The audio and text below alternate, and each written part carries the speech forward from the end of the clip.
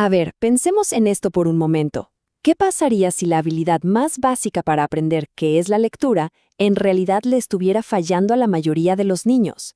Y no me refiero solo a poder reconocer palabras, sino a entender de verdad lo que están leyendo. Hoy vamos a meternos de lleno en una crisis educativa bastante silenciosa, y también en una historia increíble sobre cómo un simple cambio de enfoque puede transformarlo todo. Para que nos hagamos una idea de la magnitud, aquí va un dato que de verdad impresiona. Según el Banco Mundial y UNICEF, 4 de cada 5 niños en América Latina terminan la primaria y no pueden comprender un texto sencillo. Ojo, no es que no sepan leer las palabras, el tema es que no captan el significado. Estamos hablando de una verdadera y silenciosa crisis de aprendizaje. Y aquí es donde entra un concepto que es clave: la lectura inferencial. Pensemos que es como convertirse en una especie de detective del texto. Es esa capacidad de leer entre líneas, de conectar las ideas y entender lo que no se dice de forma explícita. Es la gran diferencia entre solo ver un montón de datos y realmente comprender la historia completa. Justo ahí es donde ocurre el verdadero aprendizaje. Bien, este va a ser nuestro mapa en los próximos minutos. Vamos a empezar con el panorama global de esta crisis para luego aterrizar en una pequeña comunidad de Colombia. Ahí vamos a descubrir un enfoque súper flexible que se puso a prueba. Veremos cómo unos estudiantes se convirtieron en reporteros y, claro, analizaremos los resultados para sacar la gran lección que nos deja toda esta historia. Y es que este no es un problema de un solo lugar, para nada. Tomemos el caso de Colombia, por ejemplo. Los resultados en las pruebas PISA año tras año siguen por debajo del promedio de la OCDE.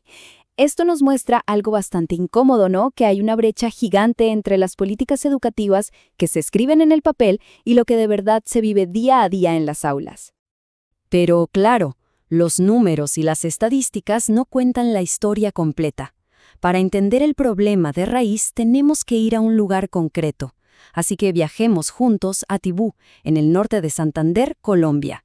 Una zona donde aprender, créanme, es todo un acto de resistencia.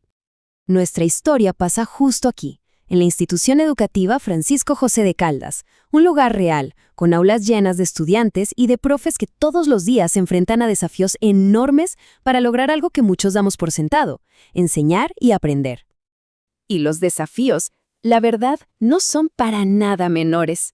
Su propio proyecto educativo institucional lo dice muy claro: infraestructuras que se caen a pedazos, sin un acceso a Internet estable, poquísimos recursos, y todo esto en un contexto social muy, muy complejo. En un escenario así, enseñar a leer entre líneas parece, una tarea titánica. Y esta es la pregunta del millón. Con todo esto en contra, ¿cómo se puede salir adelante? La respuesta que encontraron fue sorprendente. No llegó en forma de más dinero o de más tecnología porque simplemente no había. No, la solución fue un cambio total de mentalidad. Y con esto llegamos al corazón de la solución. Lo que hicieron fue implementar una combinación de dos ideas muy potentes: el aprendizaje basado en proyectos y la flexibilidad curricular. El contraste es clarísimo. De un lado, el modelo tradicional, rígido, pasivo, donde el estudiante básicamente escucha. Del otro, el aprendizaje basado en proyectos, o ABP, donde el estudiante se convierte en el protagonista. Se deja de lado la memorización de datos para empezar a resolver problemas del mundo real. Pero ojo, para que el ABP funcione de verdad, se necesita algo más: flexibilidad. ¿Y qué significa esto? Pues adaptar el plan de estudios a la realidad concreta de los estudiantes. Usar textos que les hablen de su cultura, de su entorno. En pocas palabras, hacer que el aprendizaje sea relevante para sus vidas. Muy bien. ¿Y cómo se vio todo esto en la práctica? Pues la teoría se convirtió en un proyecto súper emocionante que duró 4 semanas. El reto era claro y sobre todo motivador. Por 4 semanas se iban a convertir en reporteros con una misión: crear un boletín escolar. De repente la lectura ya no era una tarea abstracta, se transformó en la herramienta que necesitaban para investigar, para entender y para comunicar. Ahora tenían un objetivo real. Ahora, la gran pregunta: ¿funcionó? Pues los resultados fueron mucho más allá de lo que se esperaba. Y no solo se vieron en las calificaciones, sino en algo mucho más importante: la actitud de los estudiantes. La mejor prueba de todas viene de los propios estudiantes. Uno de ellos dijo esto, y creo que lo resume todo. El aprendizaje se volvió bonito.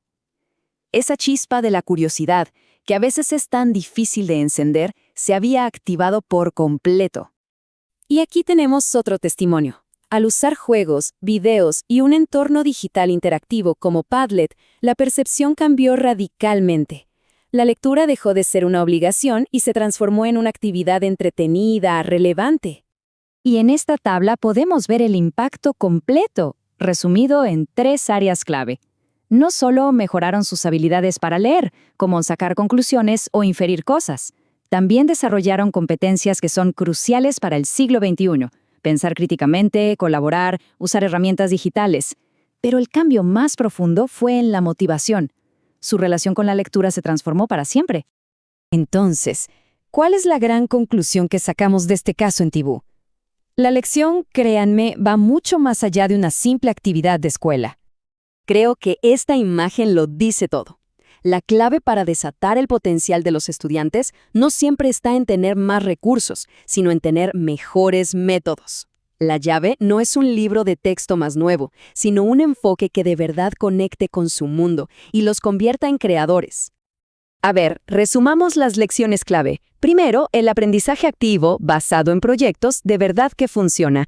Segundo, la flexibilidad no es un lujo, es una necesidad, sobre todo en contextos complicados. Tercero, la innovación en la forma de enseñar puede superar la falta de recursos. Y la lección más importante de todas, cuando los estudiantes pasan de ser consumidores de información a ser creadores, el aprendizaje se vuelve algo personal, algo permanente. Y cerramos con esta pregunta, para que nos quedemos pensando. Quizás hemos estado buscando la solución en el lugar equivocado. Tal vez el verdadero cambio no está tanto en qué enseñamos, sino en el cómo lo enseñamos, adaptándonos a cada estudiante, a cada comunidad, a cada realidad.